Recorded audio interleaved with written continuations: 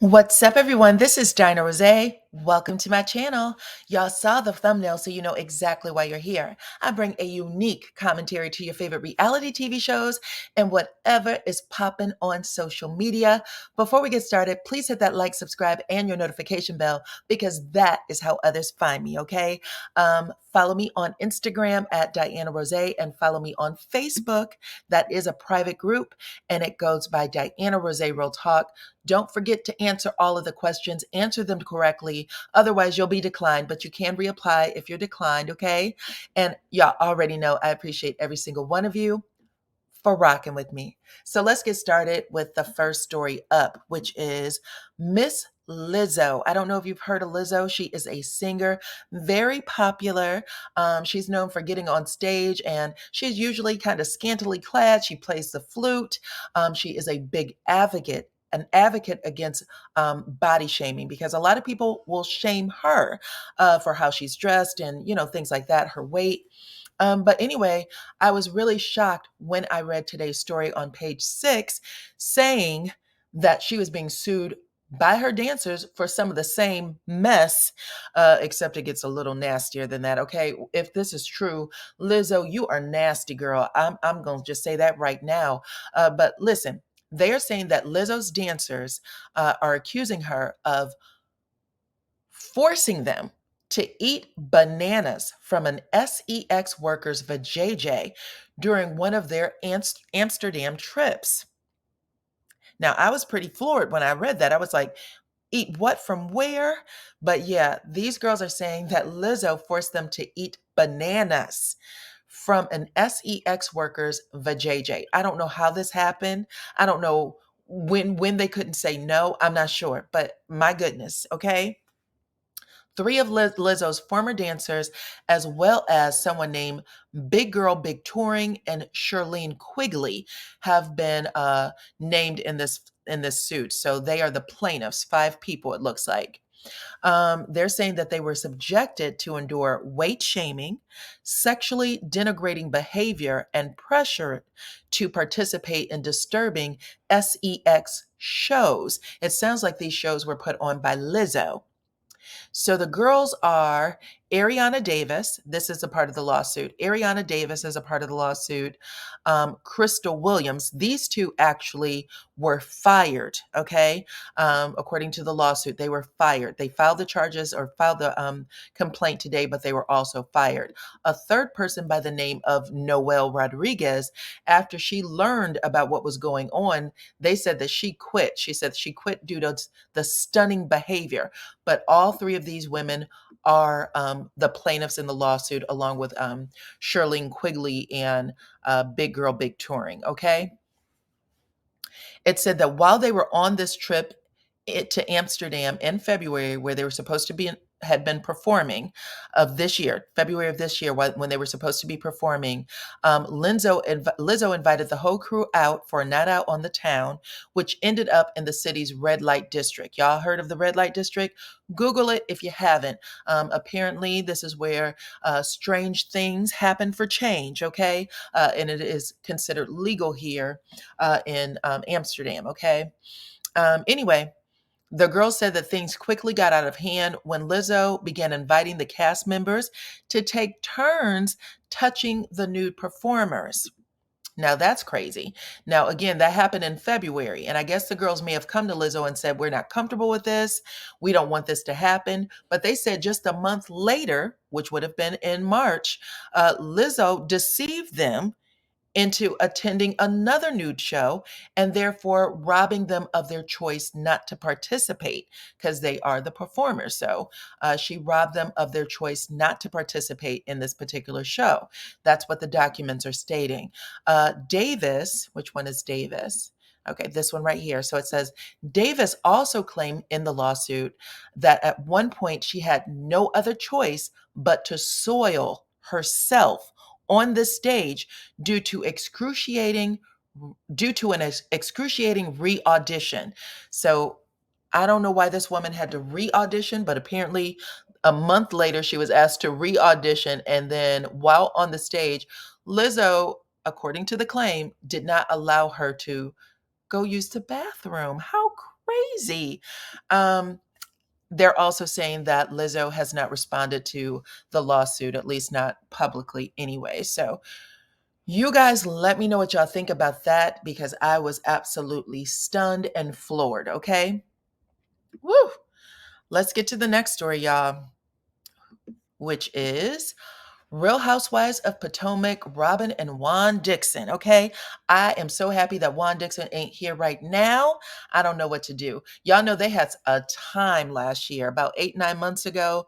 They were going through the ringer with all kinds of complaints, women coming out the woodwork. A lady from Canada said that Juan had paid for her to come out there and join him in, I guess, a little good time behavior. She had showed some text messages and DMs, receipts that went on between the two of them. And Robin said she was aware of it and that she did not believe that anything happened between the two, that Juan is just a nice guy who got this woman a hotel room after, she had lost her wallet. That is what Robin said. And that Juan is just a nice guy and paid for a hotel room. That was it. That is all. And apparently, this is something that Robin also knew. She said that Juan had passed off one of his friends to meet this woman. And this woman actually said the same thing, that Juan had passed her off, which sounds completely horrible and disgusting. Okay. Because Juan was also, if y'all didn't know, he was a coach at Coppin State University, where, people entrust him to, be a influencer over their children. So anywho, that was one of the things that happened. There was some people that came out and basically said that this story was believable. The Canada story was believable because a female on a woman's basketball teams who said that Juan used to coach her. She said, "Look, Juan used to always bring his dates on the bus for away games. It was a different girl every single time. It is completely believable that Juan would do this." Okay, this is all alleged, but she did make this in a text. Robin did not respond to that post, however. Here, Juan is with his it was his assistant coach, I believe, prior to his getting fired. These pictures that came out of the two of them together, people were saying they look too close for comfort. She actually looks really close to Robin in that picture, right? They have similar features. But people were saying these two were too close for comfort, and they were accusing these two of having things going on. But they made a joke out of it, like, "Listen, we were washing clothes. Y'all can go about your business." It didn't matter though, because the school ended up firing Juan before anything else came out. They were like, "Listen, again, y'all know when you have a whole bunch of stuff that's going down and the school already had a lawsuit. We're going to get into this lawsuit in a second, but the school already had a lawsuit. Juan was named in the lawsuit. The school is being sued for a young man who accused the school and Juan Dixon of knowing, and basically, what's the word I'm looking for? Helping foster an environment where he could be taken advantage of sexually. They were like, "We need to get Juan off the payroll at this point." So they ended up firing Juan. He still ended up hanging out with this young lady right here, the assistant coach. Here she is, while he's getting his nails done. But y'all, Juan, I told y'all, was named in a case, him along with the school, the city of Maryland, and some other city officials, where they said that Coppin University basically fostered an environment where he was catfished by a man who was pretending to be a woman and tricked and blackmailed into having an sexual relationship with him. And it went on for a long time. And this young man accused Juan of knowing of it and putting him in harm's way. Well, the judge has recently dismissed Juan from this lawsuit. They said Juan had nothing to do with this. They also dismissed the school and all the city officials and the city of Maryland. They said, if you would like this lawsuit to be between you and the perpetrator, that's fine, but that's it. Everybody else gets to go home, okay? And home they went. So we all know that Robin and Juan will be in the upcoming season of Real Housewives of Potomac. Potomac as full-timers.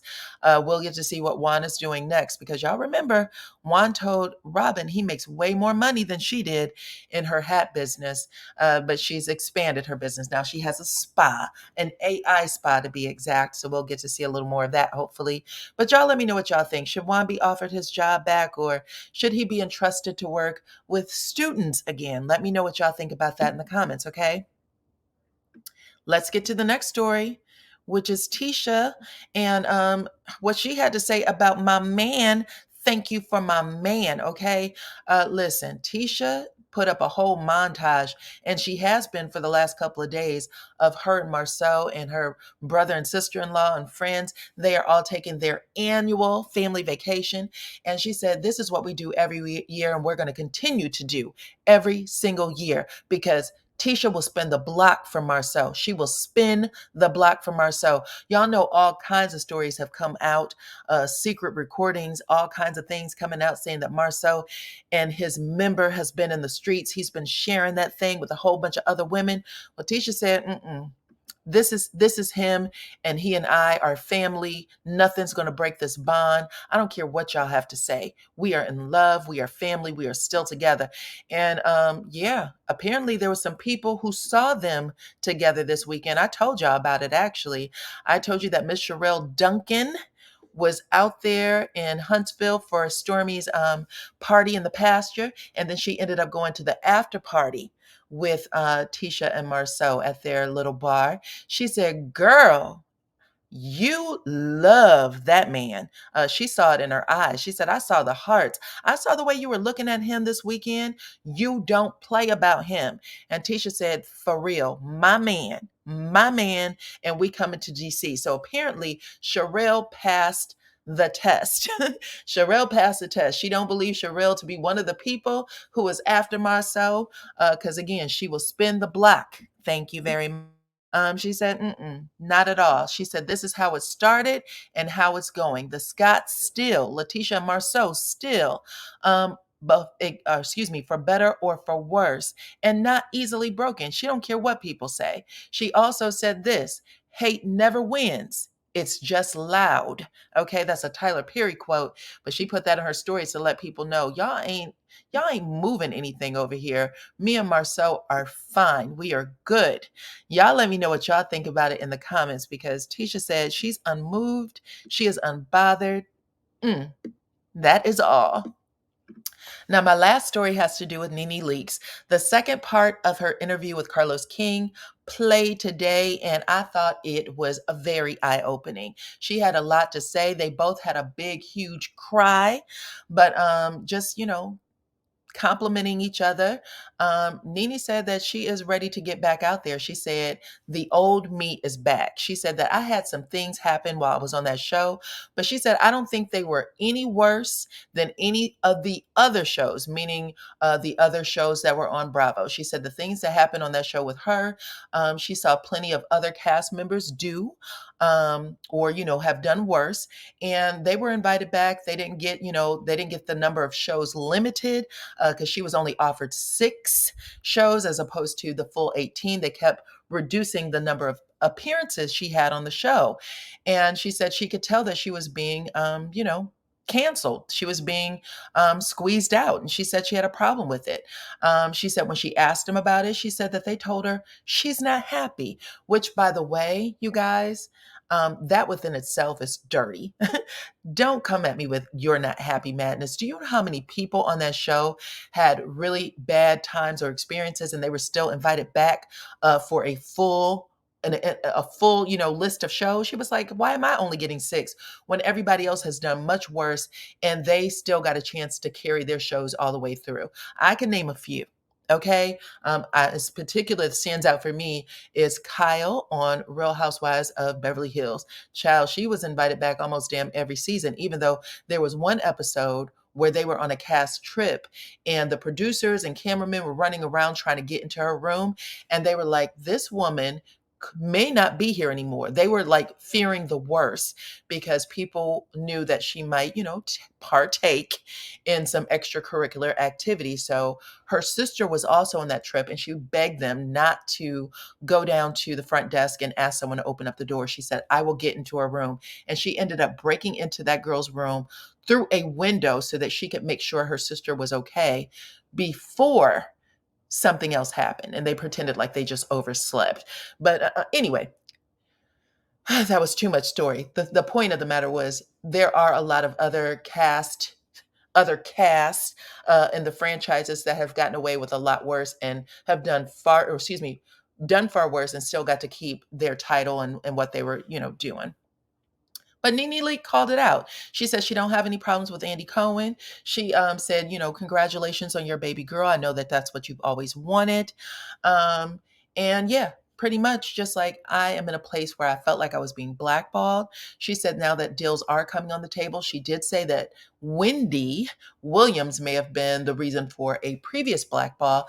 Because y'all remember, I forgot the group, but there was a group that did the Wendy Williams show. She said that she was in talks with them to do her own talk show over there. And she said, it sounds like to me, even though she said she valued Wendy's friendship, it sounds like Wendy may have played the okey doke on NeNe and basically just made her think she was her friend so that she could, put the kibosh on that talk show. That's what it felt like. Because I know Wendy knew she was having some struggles over there, but they did put the kibosh on it. And she said that there were other deals on the table that also went bye-bye as well. But she said now things are opening back up for her. So she was feeling pretty good about that. Y'all can let me know what y'all think about it in the comments. She also said that she had went to producers and told them that Claudia deserves a peach. She said that the producers said they were going to give it to Demetria Roger Bob McKinney. And she said, no, Demetria does not deserve it. It is Claudia who deserves it because she said Claudia was the only one who could go toe to toe with her on the reads. And y'all remember that infamous read Claudia had given when they were on another cast trip. And Claudia was reading her down. And NeNe said, I had to like dig all the way down in the gutter and come up with some things for Claudia. But she said after it was all said and done, she had told her she was the one who deserves it. Or excuse me, she told the producers. Now, I don't know what Claudia was told, but for a long time, she felt like it was NeNe who blackballed her from moving forward on the show. And that's unfortunate. And I really want to know what she thinks about it now. The other thing that I thought was really interesting is Carlos King, who have said many a time that he was not going to put a Love and Marriage Huntsville franchise in Atlanta because Atlanta has enough shows, absolutely offered NeNe an opportunity to move forward with a Love and Marriage Atlanta. Y'all. So NeNe actually said no. Well, I won't say she said no. She said, I'm not in love and I'm not married. So she said, if you wanted to bring the chip franchise there and build it around me, those are the two things that is glaring. I am not married and I am not in love. However, if you'd like to bring me on as a single friend, please do so because I am ready. She said, I am ready now. And her and Carlos, they may move forward with that. Y'all let me know if y'all are ready for a Love and Marriage Atlanta. I think I said Love and Marriage Huntsville, but it's a Love and Marriage Atlanta. He's bringing the franchise to Atlanta if NeNe Leakes is open to it. Y'all let me know because woo, that is something. That is something. She says she's willing to show her single life, and she says she's living a fabulous one at the moment. She also gave her opinion of who on the show were stars and who were starless. And she pretty much said everybody on the show was starless, okay? Everybody on that show was stars, but some of them are really good for supporting the star. She said the show is missing an anchor. I have to agree. The show is missing an anchor right now. You can tell. A lot of the things she was saying was also accurate. Like I remember her saying that Kenya and Candy need someone that they can have real interactions with. Otherwise, it falls flat. And I have to say, one of the things I thought when I was watching Candy go off on one of the friends on the show, and even Marlo, I was like, well, I think Candy is just tired because at one point she had got up and left the table like, I'm tired of even filming with y'all. So you can tell that she is bored with the people that she is having exchanges with. And I also agree with what she had to say about Kenya. Kenya is also bored. Kenya is at the point where she just calls everybody stupid. Like, I'm not having this conversation with you because you're too stupid for me. So they're not even challenging enough for her to deal with them. But I did enjoy everything that they said on this particular interview. So I'm actually looking forward. I want to see what happens next with NeNe and her career. I do think she deserves a second shot. If not on Love and Marriage, or excuse me, if not on Real Housewives of Atlanta, because that looks like that ship has sailed. I do want to see her in something else with a supporting cast. So y'all let me know what y'all think in the comments. Like the video, subscribe to my channel, hit your notification bell, and I will check you all out on the next one.